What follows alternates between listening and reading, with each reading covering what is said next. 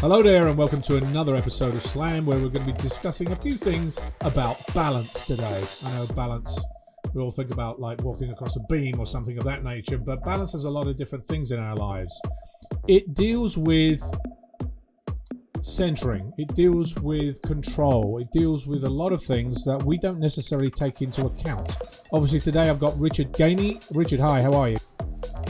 How you doing, man? Gonna have a good show today. It's been an interesting week getting this format together. As you can tell, we have a slightly different format today that we're trying.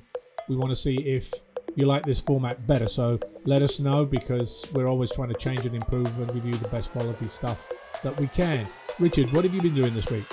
Besides getting this thing ready, I've been hip deep in getting the curriculum all straight, and classes are going real well, so yeah, things are good. When you talk about the curriculum, you're talking about the Vitae Viverta Institute, correct? Yeah, that's right. Some of the things that you and I have been working on for the program, for the online academy and the university, and Right. Well, I've been working on that because we've got a launch in Portsmouth coming up in about 3 weeks. That's for us. By the time you get this, it will probably be right there. But Portsmouth, we're launching VVVI, as well as at Drexel University, we're going to be launching that program just to test the waters, see how people like it, see how we can improve it, etc., as well as working on a lot of the other events that the Sword Experience is handling this year, especially France, which we've got a 2-week trip in France, which is turning out to be quite busy. Paris section is pretty much sold out. We also have the Provence and Loire Valleys section that we're still working on and adding people right now. There's still space if you want to see that. Some really cool stuff there. Richard, so let's get into this today. We start with, we talked about balance. I talked about balance at the beginning of the show. Can you summarize kind of what balance is to sword work and to any martial art pretty much? Oh, absolutely. Yeah, you and I in our discussions have found that balance is kind of one of those rabbit holes that depending on where you're coming at it, you can quickly lose your footing. But for me, it's balancing and getting a sync with your mind, body, and spirit, balancing those energies out. Okay, so let's talk a little bit here about where it comes from. I mean, this is not something new. We have a lot of different things that center us, and it comes way back from, I think, Sumeria that we talked about way back at one point. And I've got some. Go ahead. Yeah, the first actual recognized civilized culture is in Sumer, and what's funny is, it's very rarely spoken about in school. A lot of people that you talk to know nothing about Sumer. A lot of who we are originates from there. And the idea and the concepts of bettering yourself, where we come from, the origins of man, a lot of our mythologies and everything else directly come from Sumerian tales. And ancient civilizations. Absolutely, and it if you turn back, I think one of the stories that Plato told was his Solon, his grand uncle or his great uncle went to Egypt, and the Egyptian priest told him that this is just one of many civilizations, that it's a cyclic thing. It's kind of a reoccurring theme in most cultures other than Judeo-Christianity. Judeo-Christianity tends to run a linear line, whereas a lot of these other more ancient cultures talk about the time before. So what are you talking about when you talk about today? Are you talking about the Christian cross, Shaolin monks? What are we talking here? Because I mean, this is everything today. Well, in the Tao Te Ching, one of the old primers for Taoists, a lot of people see it as religion and not philosophy. The funny thing is that when you read that, it talks about labeling, and that people love to label things. People love to give them titles and labels, like balance, like all of the other things. we love using imagery and labels to make us feel like we understand it. When it comes to these ancient civilizations, we like to label them, call them particular names, like balance. We think of balance, immediately we're talking about standing on one foot, or we're talking about seesaws, and we don't realize that calling something a tree doesn't give us any idea of what that tree is. Now, listen. Let me jump you a little bit here, because in Shaolin, I know that they talk about a lot of this type of centering, if you like, rather than balance. Balance, we're talking about it physically, but actually we're talking about it spiritually and mentally here, aren't we? You can't really have one without the other. We just live in a world that believes that you can. If I have enough money, if I have a pretty wife, all of these things that we use as primers for how we're balanced, when in reality it's about how you interact on a daily basis with yourself and everybody else around you. Look at some of the other things, like Tai Chi and Qigong are very intimately related with each other. But what's very interesting is these guys will fight it out. They'll argue and fight with each other, and at the same time they're preaching about being balanced and how you're supposed to become one with the universe and find your place, but yet their way is the right way. It's very interesting. Everybody has something that they believe is better than somebody else, and I think that's something that we do in society. Obviously, when you're talking about balance, I'm going to refer back to the Shaolin monks, because when you refer back to balance, there is the centering balance, which is calming your nerves when you are seated, but then there's the actual movement that you have to bring that balance to your movement, and that's something I want to expound upon a little bit more, because I think that's at the foundation of our curriculum. Right. That's at the foundation of our curriculum, is starting at the Consolari branch, and all of the branches talk about mindfulness and sitting and starting there, but that's not really balance. Now pick it up with you, take it with you, start moving. So we have the centering forms that help you practice keeping that mindfulness in a low intensity, low dynamic environment. And then we evolve into the Kustos stuff, which is the hand-to-hand combat. So it's a little more intense, it's a little more cranked up, but it's not quite at that top level. And then when you get into saber work or any distanced weapons, that's when you really start to see things click. If people are balanced and centered, it reflects in their sword work and their saber work. If they're not, you see it. You see a lot of stutter stepping and getting their feet tied up and that kind of thing. But it also affects it in everyday life. I mean, to liken it to everybody out there knows what yoga is. I mean, obviously yoga is very, very today, and but it is about centering yourself, and it's about, first of all, seated yoga, and then you also have movement yoga that you can actually feel your movement. You see, you do the upward dog, the downward dog, etc., to balance your center. Seated mindfulness is actually really, really difficult, but that's where it all starts. The idea of achieving a mindful state and a still mind when you're seated is cool. I get it. And that's a noble thing to acquire, because that helps you in every aspect of life. But now all of a sudden, can you take it with you while you're interacting with people? And I think that's what yoga kind of cues in on, is finding that center and then taking it with you. It doesn't really click into the dynamic things that happen in the world. I see a lot of people that I hang out with that are yoga practitioners and meditation and Tai Chi and these kind of things. And what's very interesting is I've been out in public a couple of times with them, and something happens, like someone's yelling in the restaurant, or something happens that is a little bit violent, and you immediately see them become agitated. They become unsettled. For me, that that means that they're not really balanced.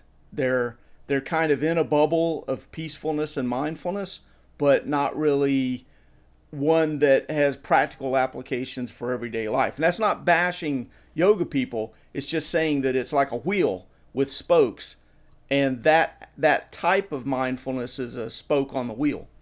So what about, how does that translate to, you talked about movement, etc.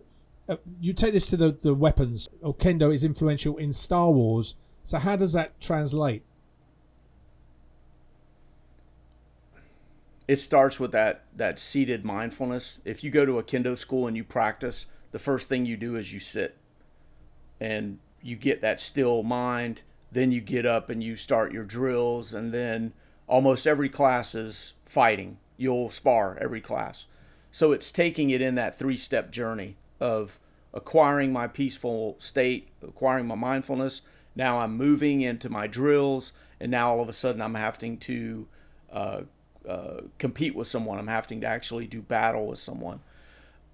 It's 1,000 hours of training for one moment of reckoning, I think, is the pretty common saying that they use. Yeah, Kendo is very, very fast. I mean, I've watched Kendo matches. I mean, they're extremely fast and focused and direct, very much like the Star Wars elements are. What's very interesting is the dynamic application of their power, but yet they're still at peace inside. Mm-hmm. I know a lot of people can be really violent. In my background, I've come across a lot of people that have a great aptitude for violence, but they're not peaceful. They're not settled. They're just violent. They're just brutes. They're just thugs. There's a huge difference between someone that has that higher level of peacefulness and calmness.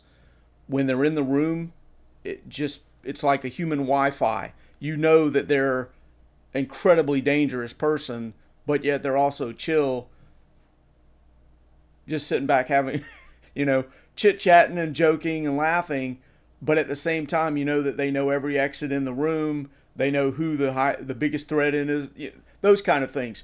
And Kendo guys are like that. And a lot of sword people are like that if they really dial into the higher level of training. But the movies, going back to movies, man, what's funny is you get different tiers of people that go to movies. You get people that go to movies for the entertainment value, which I'm all about. And then you get people that actually watch a movie and they look for what's under the surface, what's under the hood. And that's where I come from. That's the kind of movie viewer I am.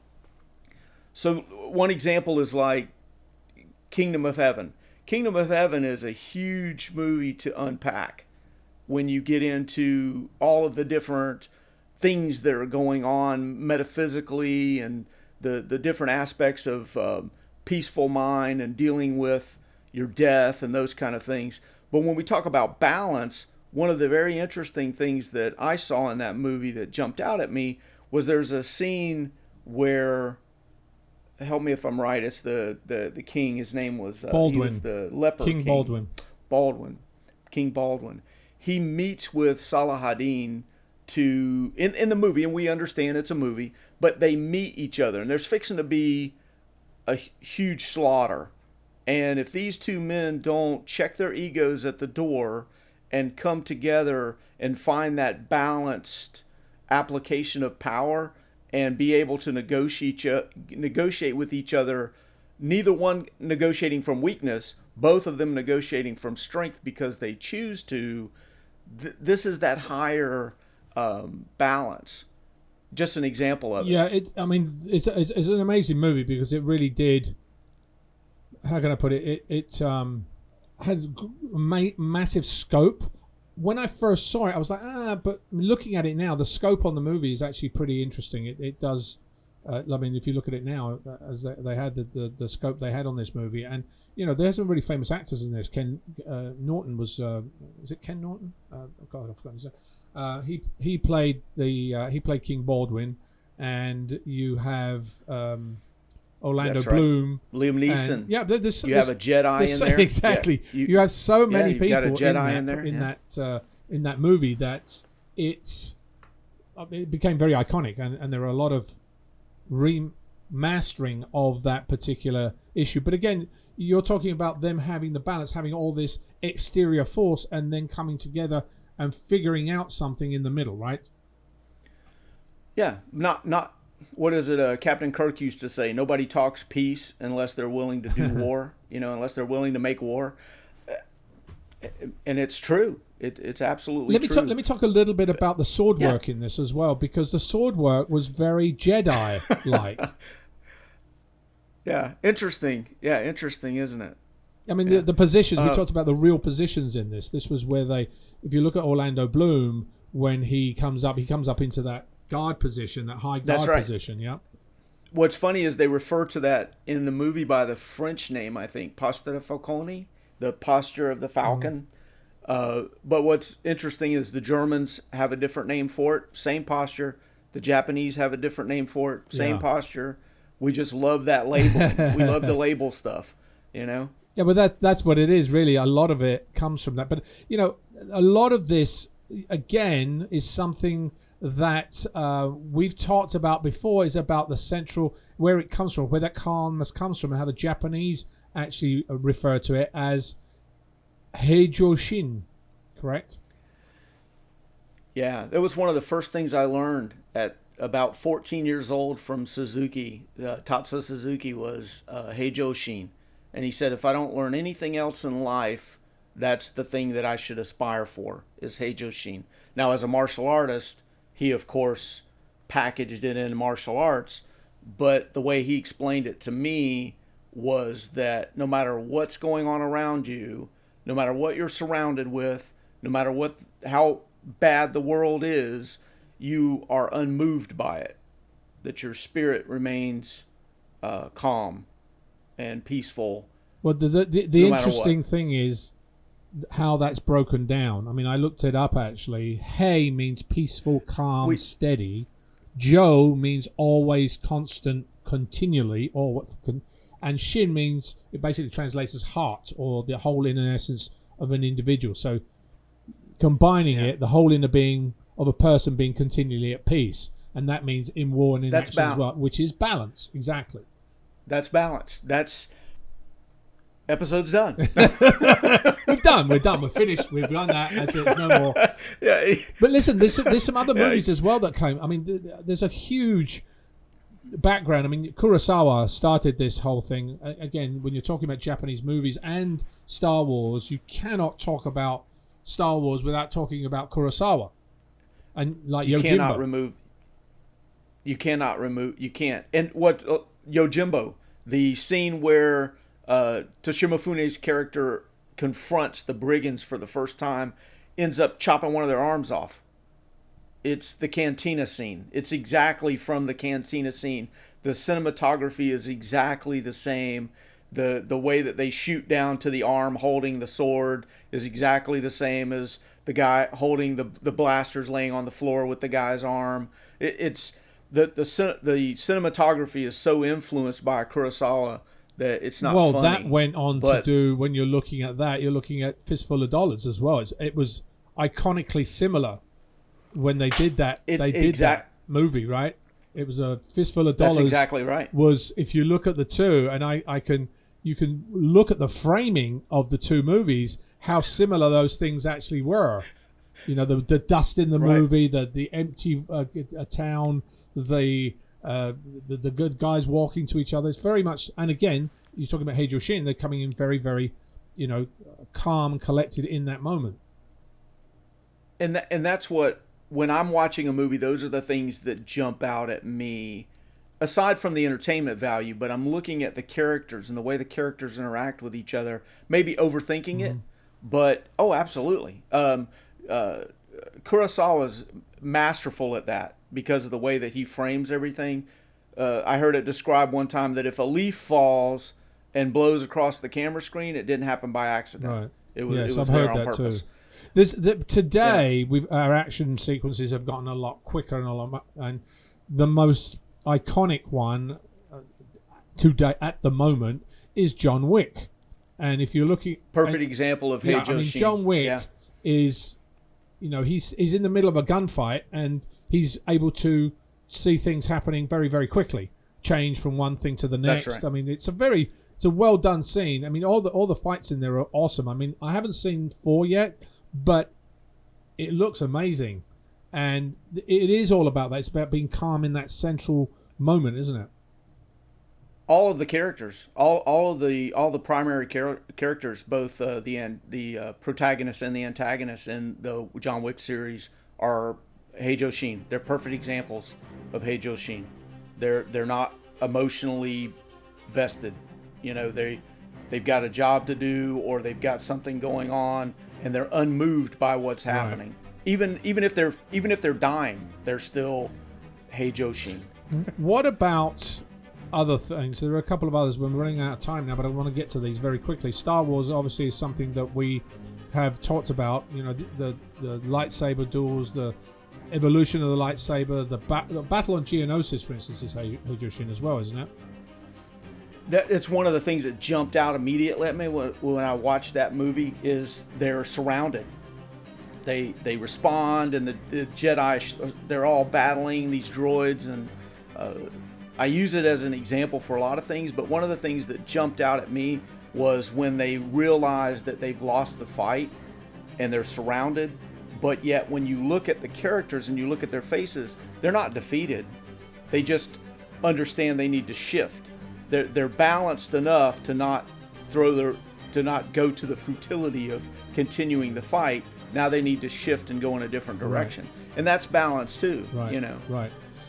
And there has been an evolution of this. Actually, I want to play a clip. This one's going to have some sound to it. I want to play a clip right now about that, because I think this one's important to understand. This tells you really very much of what we're talking about, Heijo Shin. And they actually did was it NBC? Not NBC. It was who was it?